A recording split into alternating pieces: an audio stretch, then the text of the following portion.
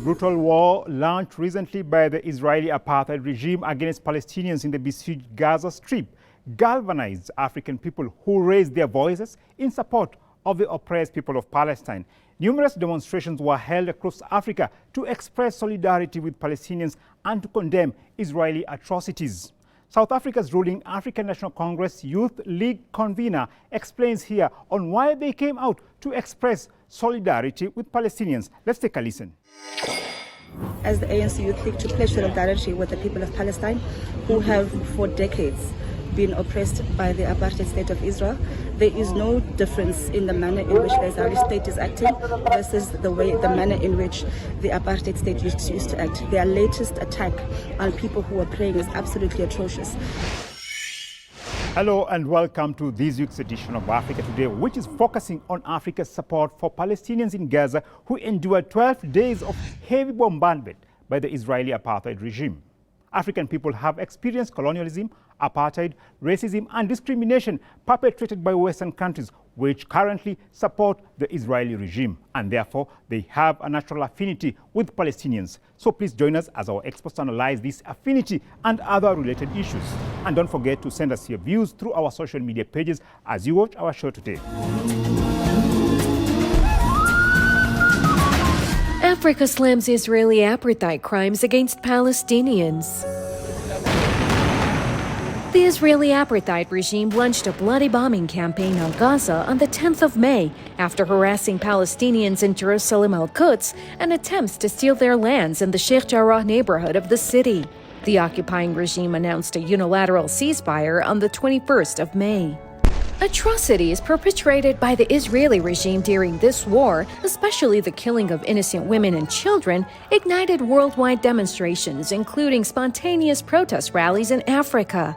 Despite attempts by authorities in some countries to stop the rallies, protesters came out in large numbers to express solidarity with Palestinians. This is one such rally in Kenya's capital, Nairobi. I stand with my brothers and sisters in Palestine. I pray day and night that my sisters and brothers get peace, inshallah. The police is arresting me. What did I do? I was protesting. Peaceful demonstration. Peaceful demonstration. Now that's what they do. South African President Cyril Ramaphosa told France 24 that the Israeli war on Gaza reminded him of the apartheid era in his own country.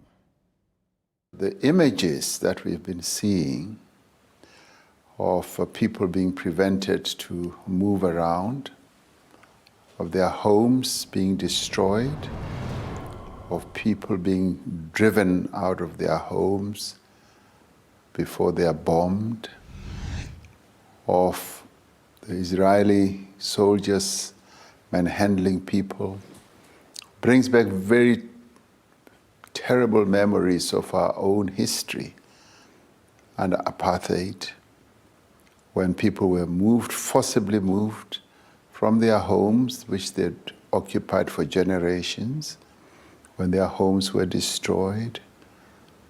So this, for us, is very close to our own suffering under apartheid. For more on Africa's condemnation of recent Israeli regime crimes in the besieged Gaza Strip, we have contacted Maureen Kasuku, a member of Kenyans for Palestine, a grassroots network of internationalists standing in anti-colonial solidarity with the Palestinian people. Welcome to the program, Ms. Kasuku. Thank you very much for inviting me. I'm glad to be here. We also have with us here today Hussein Khalid, who is the executive director of Haki Africa, a human rights organization based in Mombasa, Kenya. Thank you for joining us today, Mr. Khalid. Thank you for having me. Let's start off with Ms. Maureen Kasuku. Now, we've seen spontaneous demonstrations across Africa in solidarity with Palestinians and to condemn Israeli atrocities. What's your take on this? What we're witnessing right now in Africa is African internationalism in action. Africans have always been the vanguard when it comes to resistance movements. We have always been at the forefront in condemning racist ideologies, including Zionism. We understand what it means to live under colonialism. We understand what it means to live under apartheid, and we understand the struggle for self-determination. That's why Africans all over the continent are standing in solidarity with the people of Palestine, because their struggles are also our struggles. So we understand what exactly they are going through, and that is why you see that the whole continent has stood up against Israeli apartheid in Palestine. Anti-Israeli and pro-Palestinian rallies have been held in several African countries, including South Africa, Kenya, Algeria, Tunisia, Morocco, Nigeria, Senegal, and Libya. In Kenya, apart from the capital Nairobi, protesters also gathered in the coastal city of Mombasa in a show of their support for Palestinians. They denounced Israeli regime crimes against the Palestinians. A protester in the city of Mombasa voices her support here for Palestinians. My message today is we all need to stand with Palestine, and whatever is happening, we are all not safe for whatever is happening. So muhimu hapa, we just pass the message that humanity is the key. Now, Mr. Khalid, can you tell us more about the rallies which were recently held in Kenya to condemn atrocities by Israeli apartheid regime in Gaza? The rallies in Kenya, as you know, is the same case across the African continent, are spontaneous. It's groups of youth who decide to come out collectively in different cities, in different villages, and they feel they want to show their solidarity because they believe that this is a just cause. And the good thing about the protest is that they are multi-religious. So it's not just Muslims who are coming out, it's Muslims and Christians and Hindus who believe that justice must prevail anywhere in the world. The occupation of Palestine by the Israeli apartheid regime reminds many in Africa of their own struggle during the colonial era. Addressing an African Union summit last year, South Africa's President Cyril Ramaphosa even compared the so-called peace plan for Palestine being pushed by the U.S. to the Bantustan system, which was implemented by the apartheid regime in his own country. I'd like to say, with regards to the US-inspired plan for the Palestinians, that as I listened to it and as I read everything that's written about it, it brought to mind a horrible history that we as South Africa have gone through. That the apartheid regime once imposed a Bantustan system on the people of South Africa without consultation with them and with all the oppressive elements that that plan had. As I listened to the Arab League and as I listened to our colleagues from Palestine, it sounds like this plan, one, has not been consulted with all the people that matter, especially the Palestinians, and it sounds like a Bantustan type of construct. Well, we had the South African President Ramaphosa comparing the situation in Palestine under Israeli apartheid regime to that of South Africa during the apartheid regime. Now, Mr. Khalid, what are some of the commonalities between the current struggle for the liberation of Palestine and struggle for independence in Africa?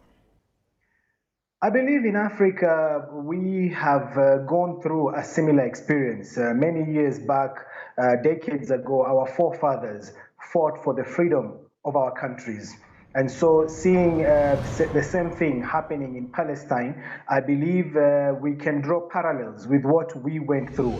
And that is why you are seeing spontaneous protests and demonstrations across the African continent in support of the Palestinian cause and to call for the end of oppression by the Israeli government. Here in Kenya, the Palestinian support movement is strong. We have seen protests and demonstrations in major cities, including in Nairobi and Mombasa. And many people are out there tweeting, using social media, Facebook, Instagram, to send their message of solidarity to Palestinians.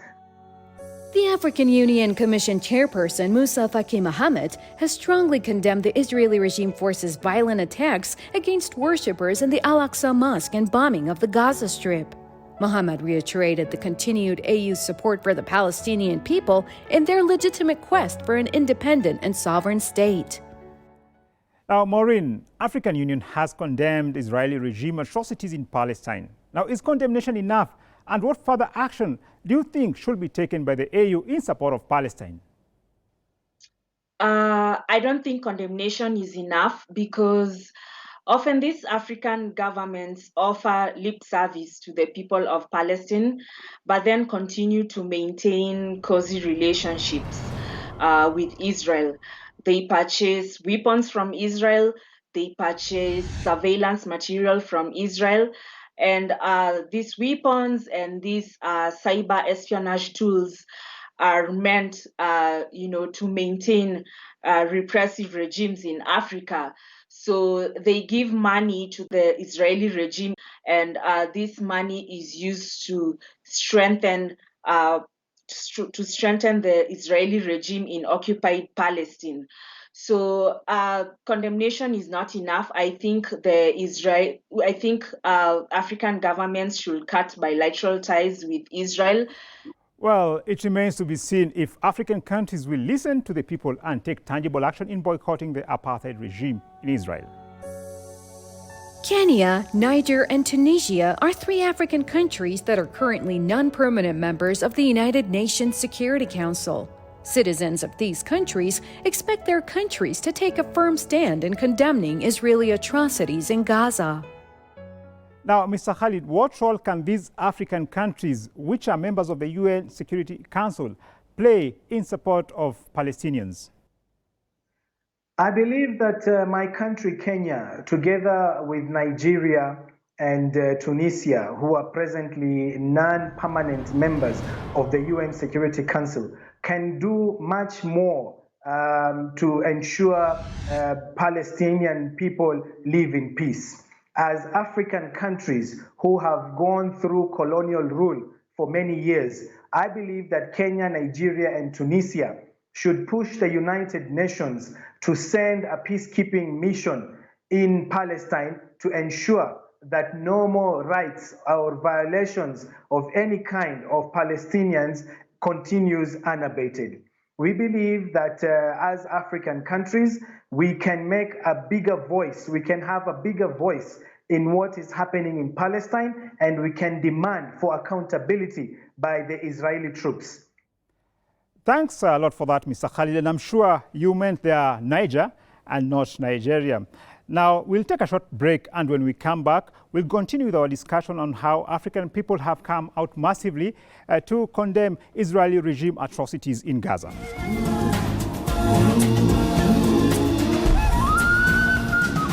Africa slams Israeli apartheid crimes against Palestinians.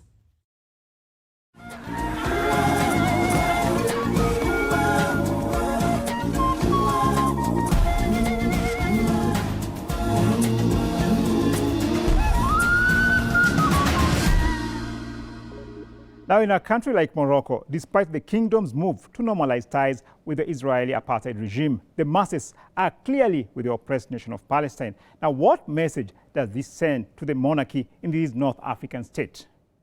I think that Morocco's monarchy is clearly disconnected to its people. We know for sure that Morocco has had a number of protests where the people have come out openly to condemn the atrocities that are committed against the Palestinians and to demand that Israel immediately ends its aggression on the Palestinian people. To see that the government of Morocco remains quiet, remains silent, even when the large majority of its population are standing in solidarity with Palestinians, is a big embarrassment to the monarchy. It clearly shows there is a disconnect, and I think it's about time for the people of Morocco to consider whether the kingdom is helping them as a country to move forward. I believe that at every given point in time, there comes a time when the people have to decide. South Africans vividly remember the Sharpeville massacre as an event that marked a turning point against the apartheid regime. During this gruesome massacre in March 1960, the apartheid regime forces gunned down 250 black protesters. The recent war waged on Gaza by the apartheid regime in Tel Aviv has been compared by some to the Sharpeville massacre, which eventually led to the downfall of the white minority rule in South Africa. Now, Mr. Khalid, the brutal Israeli war on Gaza has been likened to the Sharpeville massacre during the apartheid era in South Africa. Now, this massacre was one of the events that triggered the eventual downfall of the South African apartheid regime. Now, do you see the same fate befalling the Israeli apartheid regime? I am a human rights activist, and I know that oppression never lasts forever. Any other day, justice will always prevail. And we know for sure that freedom in Palestine is coming. This is something, as a human rights activist, as a human rights defender, we know that wherever there are atrocities, it can never last forever. We believe that this is the beginning of an end to this oppression, and we believe that all we need is the world to stand together against oppression. All we need is the people of Palestine to remain steadfast. All we need is the people of Africa to remember that they were in the same situation just a few decades away, so that they can stand together and champion for the rights of Palestinians. Now, momentum has also been gaining for the international movement to boycott, divest from and sanction Israel, known as BDS, in support of Palestinian national liberation. A similar tactic of international boycott played a crucial role in delegitimizing the South African apartheid system. Recently, the labor movements joined the South African BDS coalition at the Durban harbor to support dock workers who refused to offload cargo from an Israeli container ship in a stand against the regime's atrocities in Palestine. Dozens of South African dock workers picketed at a port in Durban on Friday as they showed their support for Palestinians. The action comes after they had attempted to boycott offloading cargo from an Israeli ship. The Zim Shanghai vessel arrived at the port on Thursday, while unions and workers were negotiating with the country's transport authority to block exports coming from Israel. The international boycott of South Africa during the apartheid era was instrumental in the eventual downfall of this regime. Will the BDS movement also be instrumental in the collapse of the Israeli apartheid regime? Yes, I do believe that the BDS movement worldwide will play a huge role in the collapse of the Israeli regime in occupied Palestine. The Kenyans for Palestine movement has its own BDS strategy, which seems to be working very well. South African anti-apartheid leader Nelson Mandela and his party, the African National Congress, remained on a United States terrorism watch list until 2008. Former British Prime Minister Margaret Thatcher dismissed the African National Congress ANC as a typical terrorist organization and refused to back sanctions against the South African government that pursued the notorious policy of apartheid. Now, Mr. Khalid Hussein, Western countries branded Nelson Mandela a terrorist, and even his party ANC was listed as a terrorist organization. History is repeating itself in Palestine as Hamas, Islamic Jihad resistance movements, and their leaders have been branded as terrorists by Western countries. Are you surprised? We as Kenya, we know that our forefathers who fought for our independence were initially called terrorists by the colonialists. As you've rightfully mentioned, Nelson Mandela and the African National Congress, ANC party, which fought for the independence of South Africa, were equally called terrorists by the colonialists. So this, and the Western government. So this is a trend. History is full of these examples. And we believe that anyone who is standing firm and fighting for the rights of their people and fighting for an end to human rights violations is a freedom fighter. So I believe that people should continue in the struggle to fight for human rights. Palestinians should continue to struggle to fight for their independence, and history will judge them right. In the Senegalese capital, Dakar, thousands of protesters took part in a demonstration to lend support to oppressed Palestinians. One interesting aspect of this rally in Dakar was the participation of Palestinians who were forced by the Israeli apartheid regime to leave their homeland and have now been granted asylum in Senegal. Let's take a listen. It's really heartwarming, it's really amazing. And at the same time, I'm communicating to my family back home that see a lot of people are coming out for you. It makes them stronger, it makes them like more patient. You know? It's amazing. It's just something great, it's just something unbelievable. I'm so glad, I'm so proud of the Senegalese people, and I know how they love Palestine and I know how they love Al-Aqsa. Khalid, our last question to you. Now, after the mass pro-Palestinian protests in Africa, should we expect African governments to pile more pressure on the Israeli apartheid regime and force it to end its occupation of Palestine? For African countries that have lived through this kind of experiences, it needs to be more than just condemning the actions that we are seeing presently. We as human rights defenders, we as civil society actors are pushing our government to do more than just condemn. We want to see action taken. We want to see our government standing up and defending freedom of any person, whether it's Palestinians or anyone in the world. These kinds of atrocities are not supposed to be happening. And that is why we are saying African countries need to do more, because we know what these kinds of atrocities mean. Our forefathers have been through that, and we expect them to do more, to do better. In Cape Town, South Africa, the rally in support for Palestine was organized by Al Quds Foundation and several pro-Palestinian organizations and political parties. Well, mostly I stand here as a father. My son today is turning 4 years old, Mandela Ikram Mandela. And to continuously witness children in Palestine being shot in the back, being put in prison, it really pains our hearts as fathers, as parents, and also as citizens in the Republic of South Africa that have witnessed such brutalities in our past. And we are here today as a family with my wife, my father-in-law, as well as my mother-in-law, to say that we will not rest until we see a free Palestine in our lifetime. And we will speak against the brutality that is meted out against innocent children and women in Palestine. And that is why we are here united as a family today to charge forward with what Madiba once said, that our freedom is incomplete until the Palestinians are free. A powerful statement there by Mandla Mandela, who has vowed that he will not rest until Palestine is free. Now, Maureen, you have the last word today in our program. Do you see total emancipation and freedom of Palestine in the near future?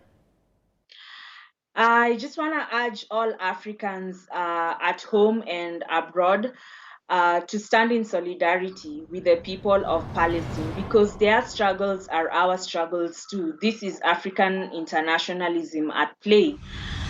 We must stand against apartheid. We must stand against Zionism, and we will march forward towards the sovereignty of Palestine and all African nations. Well, we have seen how recent rallies in Africa are a manifestation of Africa's overwhelming support for the liberation of Palestine and condemnation of the Israeli regime.